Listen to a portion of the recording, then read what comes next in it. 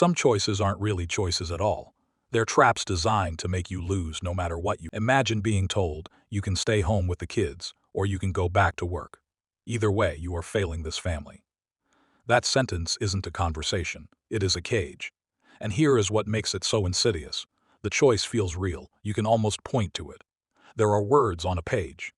But when you look closer, every single path leads somewhere painful. Today, we're going to dissect one of the most devastating manipulation tactics ever designed, the engineered dilemma, and more importantly, how to escape it. We're talking about a deliberate manipulation tactic where abusers engineer dilemmas, contradictions, and impossible choices to create perpetual cognitive dissonance.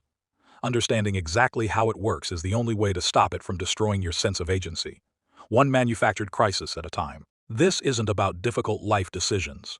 This is about someone building a maze, specifically, so you can run in circles inside it. A genuine difficult decision involves weighing real trade-offs. You might choose between a job you love and one that pays more. That is hard. But it is also yours. The options existed before anyone presented them, and the stakes feel proportionate to life's actual complexity. An engineered dilemma is fundamentally different. It has 3 telltale markers, and once you know them, you can't unsee them. First marker: the options are only there because the manipulator created them. The abuser who says it is me or your family didn't present a neutral third option because they removed it. The boss who says work overtime or lose your promotion manufactured the urgency. The partner who says stop seeing your friends or I am leaving is the one who made your friends the enemy. The options feel like reality. They're not. They're someone's construction. Second marker: every option leads back to the manipulator's control. You capitulate to one bad choice, they control the outcome. You refuse both, they paint you as unreasonable. You try to create a third option. They escalate until that option disappears too. The architecture of the choice is designed to funnel you back into compliance. There is no exit that doesn't lead through them. Third marker: you are systematically blamed for the consequences of whichever option you choose. They engineer the trap.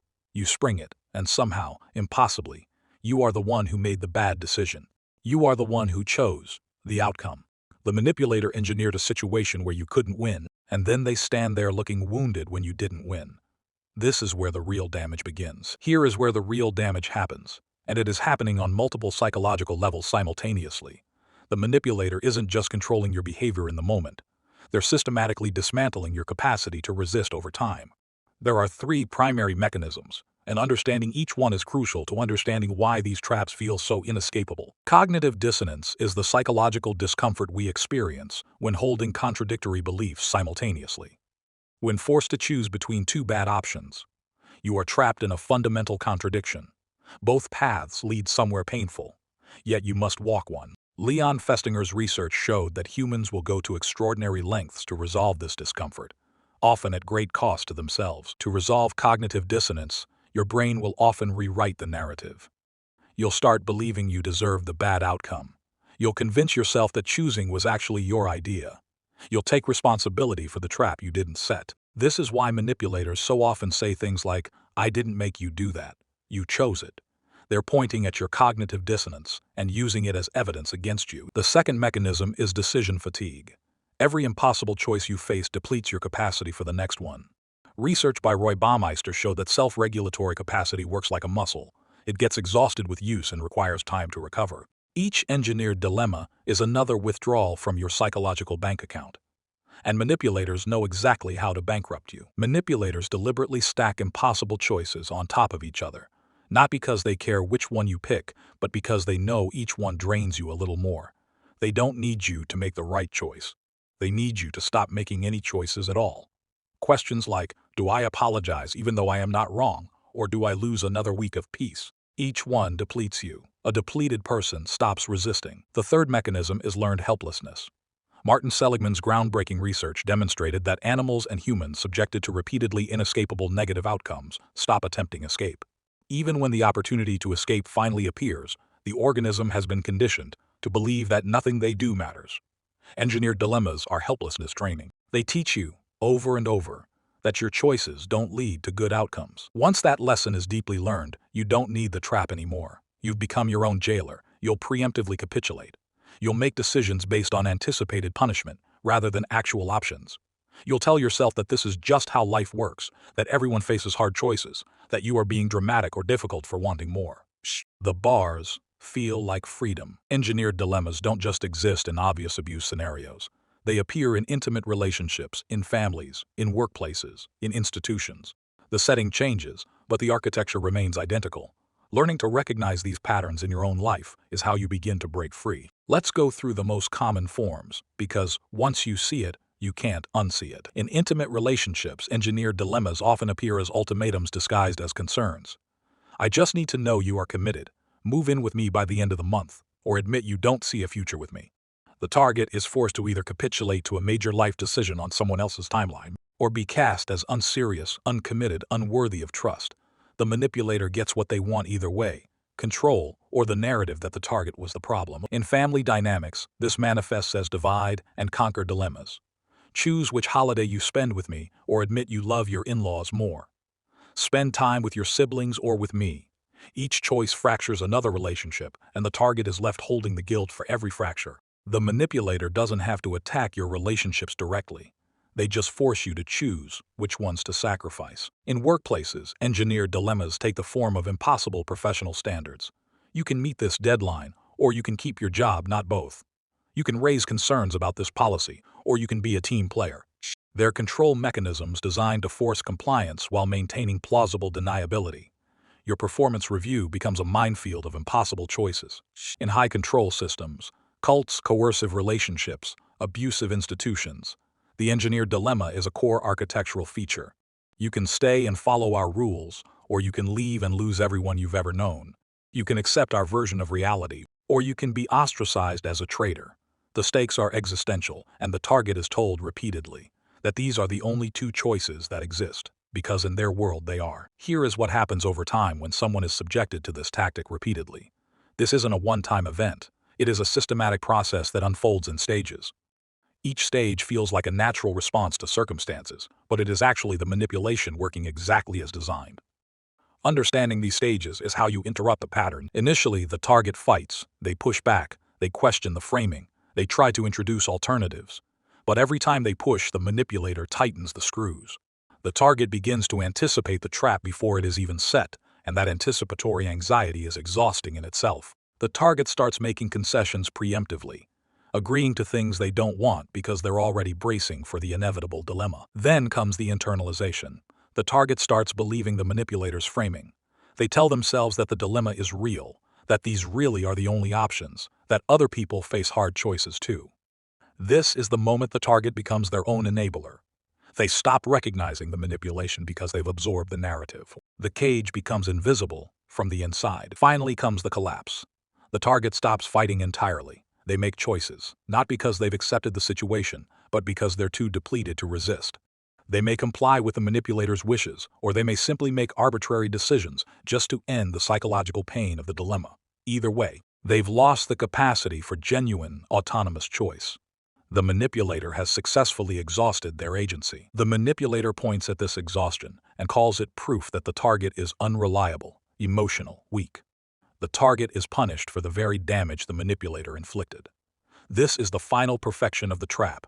You become the evidence of your own failure, while the manipulator stands blameless. But understanding this pattern is also how you begin to see a way out. There is a crucial distinction that most people miss, and it is this. A difficult choice is something you encounter. An engineered dilemma is something you are placed inside of.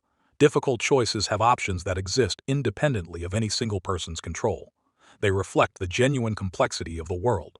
And importantly, they allow for creative resolution. You might find a third option. You might negotiate. You might change the parameters. When you feel trapped between two bad options, the first question to ask is not which should I choose. The first question is, who built this choice? Did these options exist before someone presented them to you? Has someone systematically removed the alternatives? Is the dilemma itself the manipulation? Because if it is, you are not actually facing a choice. You are facing a test designed so you couldn't pass it. How do you respond when you are in the crosshairs of an impossible choice? It starts with recognition, but recognition alone isn't enough. The first response is to refuse the framing. When someone says it is either X or Y, you have the right to say, those aren't my only options, and I didn't agree to those terms. This is not being difficult. This is recognizing that someone is trying to force you into a psychological corner and choosing not to enter it. The second response is to name the mechanism. I've noticed you've created a situation where every choice I make results in a negative outcome. I am not going to pretend that is a real choice. Naming the manipulation out loud, especially in front of others, destroys the plausible deniability that this tactic relies on. Manipulators depend on their traps remaining invisible. Don't let them. The third response is to disengage from the decision entirely. Not every moment requires you to engage with every trap that is set. Sometimes the healthiest response is to say, I am not going to choose between those options right now, and walk away from the conversation entirely. You are not obligated to play a game you didn't agree to play. Silence is not concession. Absence is not choosing. The fourth and most important response is to recognize that if someone repeatedly engineers impossible choices for you, the pattern is the problem, not any individual dilemma. One impossible choice might be a miscommunication. A relentless cycle of manufactured dilemmas is a control system, and no amount of choosing correctly within that system will make it stop, because the goal was never to reach a good outcome. The goal was always your exhaustion. If you've been subjected to this tactic repeatedly, you may feel like your capacity for choice has been permanently damaged. You may have internalized the belief that your decisions lead nowhere good, that other people control your outcomes, that agency is an illusion. That belief is the manipulation's final victory, and it can be undone. Agency is not a trait you have or don't have. It is a capacity you exercise. Like a muscle, it weakens when not used, but it strengthens with practice. The path back begins with small choices, not impossible ones, small ones. What do I want for lunch? What do I want to watch tonight? Where do I want to walk? These aren't trivial questions. They're practice. They're proof that your preferences still exist, that your choices still have weight, that the world responds when you act. The manipulators who engineer your dilemmas want you to believe that your agency is the problem. They want you focused on choosing correctly within their trap. The moment you recognize the architecture for what it is, the moment you refuse to accept their framing, the moment you start making small autonomous choices and observe that the world doesn't end, that is the moment their power begins to collapse. You were never weak for getting trapped. You were targeted by someone who understood how to systematically dismantle human agency. But that targeting didn't destroy what you are. It buried it under exhaustion and confusion and borrowed blame. It is still there, and you can get it back. The next time someone puts you in an impossible situation and tells you to choose, remember this: a real choice requires real options. When someone removes every path that doesn't hurt you, they haven't given you a decision. They've given you a test you were designed to fail. Don't take it. Understand the tactics, understand the motives, and start making choices that are actually yours. Because the cage they built for you has a door, and the lock was always on their side of the bars. Your sense that escape was impossible was part of the design.